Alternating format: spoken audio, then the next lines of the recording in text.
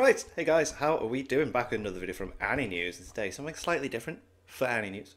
We're checking out the biggest flexes in Isekai. Can't help but feel that this has got some sort of influence from Taku. Miss those days. And I know he's gone and done the biggest flexes in anime recently, so yeah, cool. We'll check that out at some point. I was going to, but then I realised it's a long video and I'm working a lot recently. But this is going to be fun. We're just going to get straight into it. The biggest flexes in Isekai. Isekai is kind of like the League of Legends of anime. Okay. It feels a bit wrong to keep consuming it day after day, yet we keep can't going help back it. in hopes of finding that quality so entertainment beautiful. we experienced 5 or 6 seasons ago. It's that one love-hate relationship we just can't get rid of. I don't know what it is exactly that makes me such a sucker for it, but if I had to narrow it down to one single thing, then I would probably have to say the satisfaction that stems from a proper flex.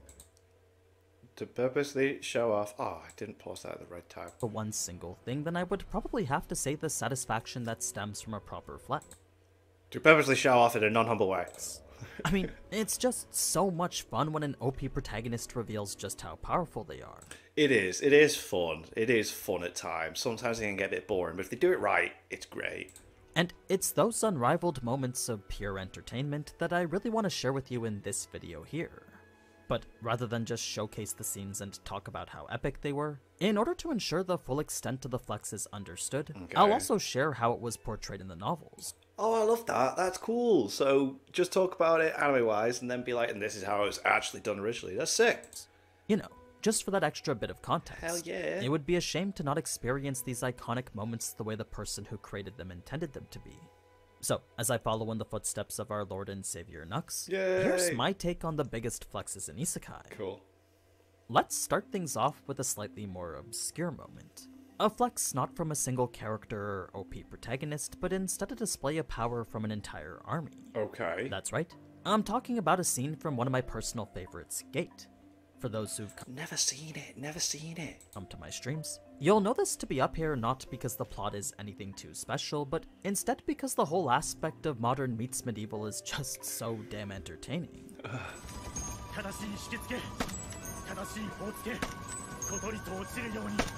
Whoa.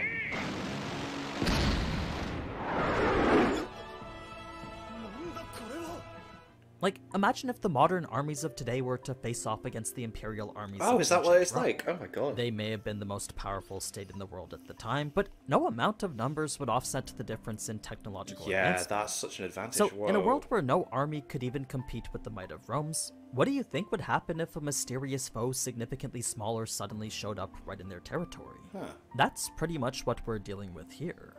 A gate had opened up right in the heart of Japan, and through that gate emerged monsters and the forces of the imperial capital controlling them. Once those forces were Excuse me. eliminated and pushed back, it was only natural Japan respond with an army of their own. Oh, wow. What a cool concept. Okay.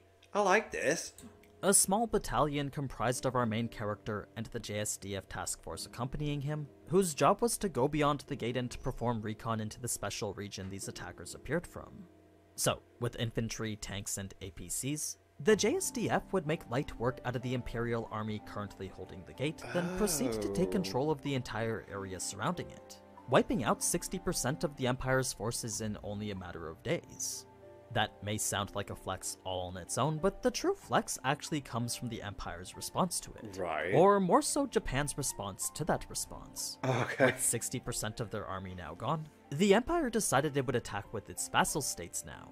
A joint alliance consisting of over 21 nations who, when gathered together, would create a force numbering in the hundreds of thousands. Okie dokie. What this coalition thought to be a battle Lots for of their numbers. very continent, though, was in fact nothing more than a glorified slaughter. A one-sided carnage that could only be described as a mass suicide. Jeez. You see, because the Empire never gave any intel on the enemy the coalition would be facing, the Alliance just assumed they would automatically win because of their far superior numbers. No. When they had initiated that first assault, though, the vanguard, which consisted of over 10,000 men, was instantly wiped out by a barrage of artillery. Oh my god. Explosive shells rained down and obliterated any person within a certain distance to their base. Whoa. This wasn't just for the sake of defending their ground, though, but was in fact a show of power intended to utterly destroy the enemy. It was a flex in the truest sense of the word. An oppressive display with the sole purpose of showing the Empire exactly what they were dealing with. Jesus. A message made loud and clear through the eviscerated bodies of the dead. Any enemy to enter into this designated kill zone would instantly and ruthlessly meet the same fate as all those other soldiers. Now, just because the Vanguard was obliterated, didn't mean the Coalition was done there. 2 more offensives would be attempted before reaching absolute annihilation. The second was another upfront charge with 4 times the troops, but no matter how many they tried to attack with, their lack of range made getting close incredibly futile. Jesus. Even their Dragon Riders were shredded by whatever anti-air the JSDF were equipped with. Oh my god. When we finally get to that third ambush at night, despite the idea being practical for the time, the use of flares made whatever movements they were making clear as day. Of course. Their assumption the enemy would be careless or off guard was a mistake that would end up being their last. So, as the remaining troops snuck their way towards the enemy, the only thing they would be greeted with was a coordinated volley of bullets. It was a relentless barrage of fire the Empire could only perceive as magic. So, I know this isn't your typical flex of a single person doing OP things, but this and a lot of the other scenes in Gate remain some of my favorite in any Isekai. So overpowering. It just takes the whole, oh, you underestimate our power to a scale we've never actually seen That's before. crazy. And it's the way it portrays that with the true application of modern day knowledge that just makes it so entertaining and fascinating.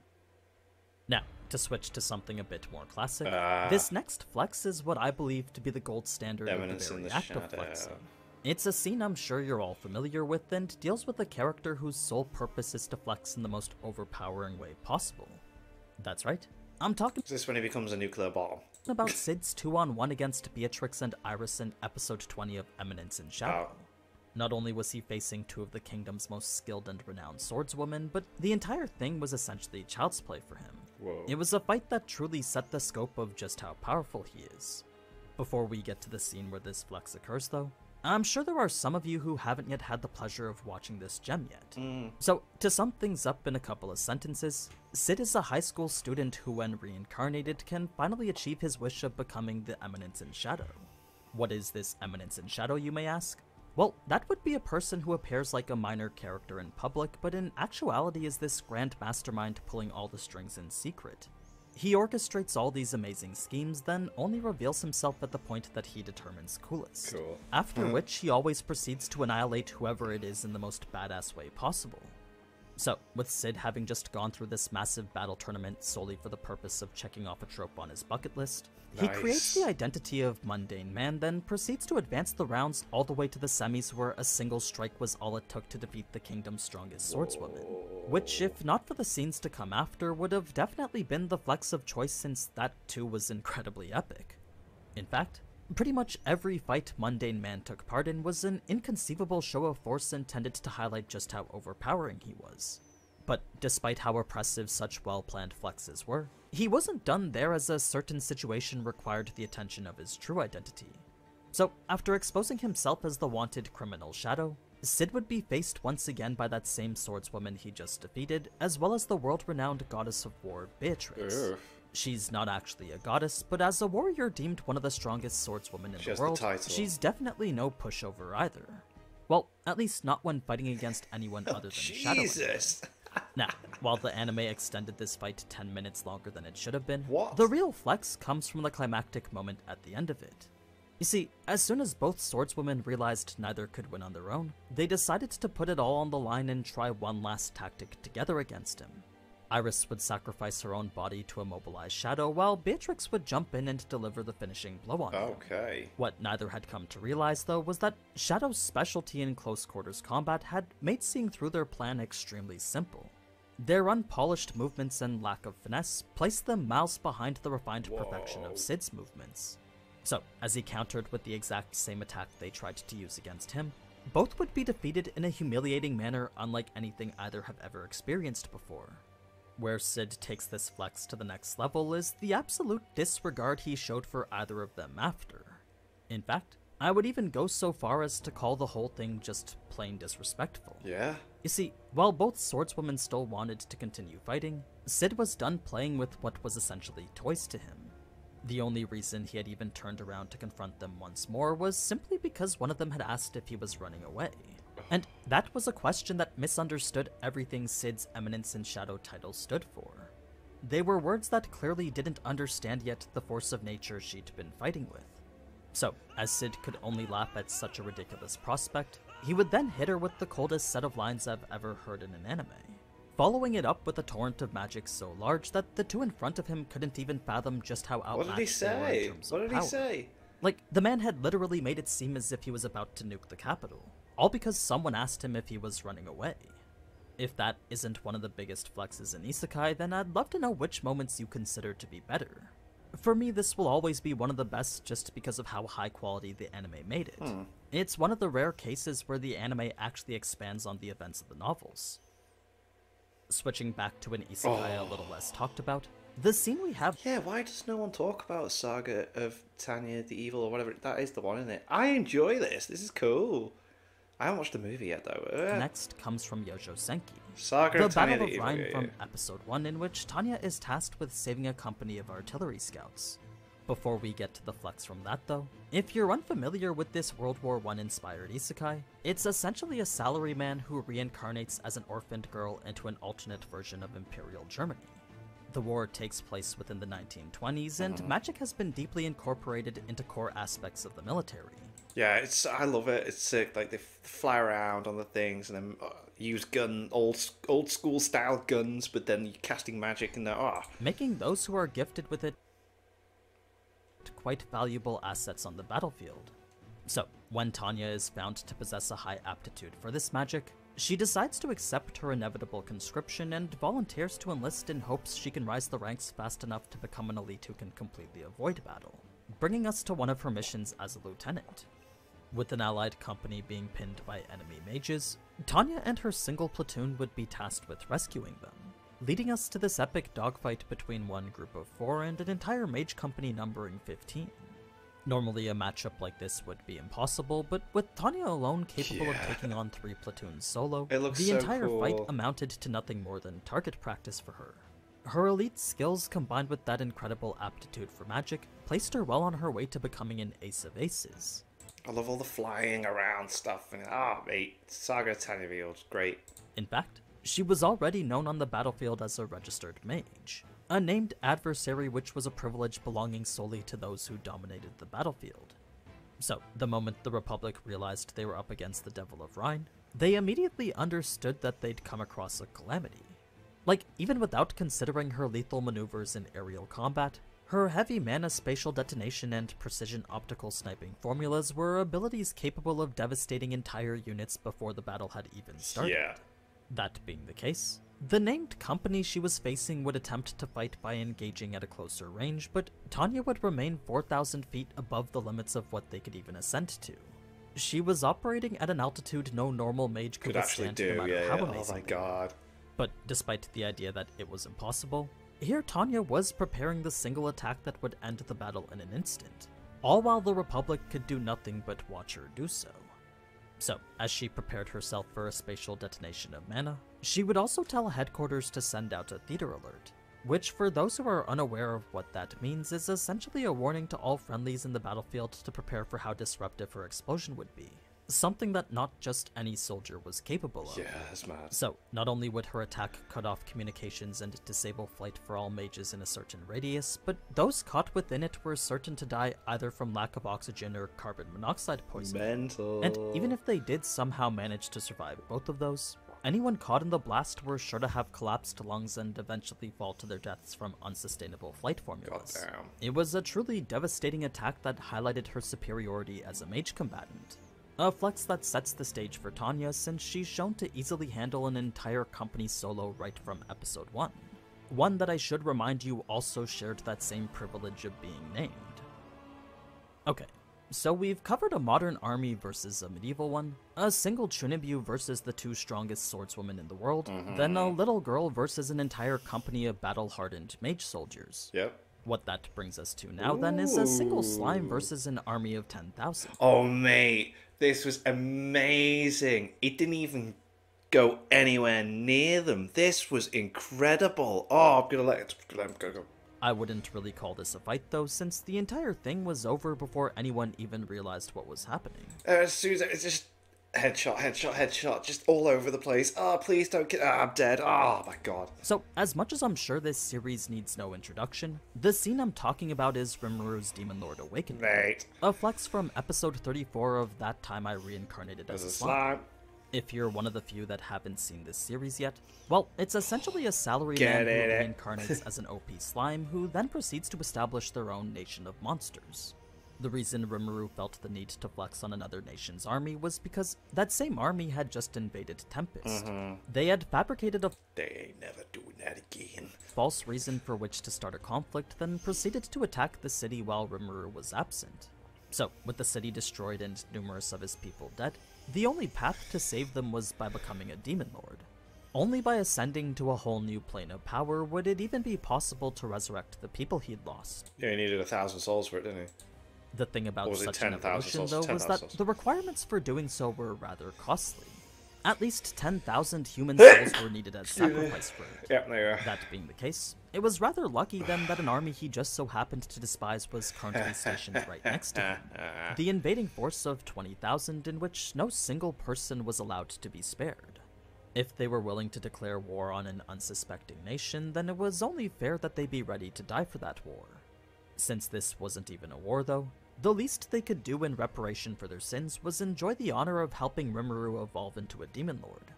So, as Rimuru hovered over the unsuspecting army who'd just attacked him, he had prepared a new spell specifically for them. A brand new type of magic that went by the name of Megiddo. Like, it just does its own thing. It just, like, pinpoints every, like, enemy and just dead, dead, dead, dead, dead, dead, dead, dead, dead, dead, dead. By using spirit magic to manipulate water elementals into the form of his choosing, he would create these lenses that gather the sun's light, then have that light concentrated into a single powerful laser beam, resulting in this endless barrage of solar-powered death rays that no one could even see or hear coming. He could be 6,000 miles away, and this devastating attack would still find its target in less than 1/20th of a second. Crazy. So, with over 12 lenses deployed at the ready, Rimuru's first blast would slaughter 1,000. 5 minutes later, and that count had grown to over 10,000. He had descended on this army like the god of death and began a massacre no one anticipated or could even react to. What makes this flex fundamentally different from all the others, though, is that, unlike how the rest weren't entirely personal, Rimuru's was done with the intent to create despair and instill terror. He had intentionally avoided lethal blows on various soldiers, just so he could use their screams to add to the chaos. Whether it was dismembering ones or maiming others, Rimuru wanted everyone to tremble in the wake of his destruction. He was so effective at doing so that much of the remaining army had just given up on trying to survive. Yeah, like, what's the point? They had accepted that this was where they'd die, and in return Rimuru was given a new skill called Merciless, an ability that allowed him to reap the souls of any person who begged for mercy or just no longer had the will to fight.